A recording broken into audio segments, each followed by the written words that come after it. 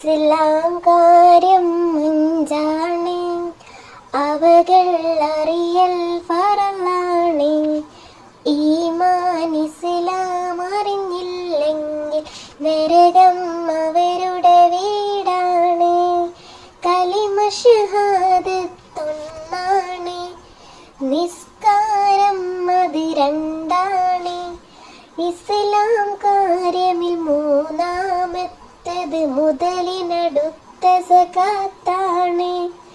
റമളാൻ നോമ്പത് നാലാണ്, അഞ്ചാമത്തേത് ഹജ്ജാണ്.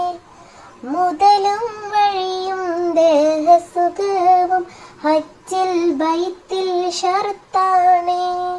ഇസ്ലാം കാര്യം അഞ്ചാണ്, അവകൾ അറിയൽ ഫറളാണ്.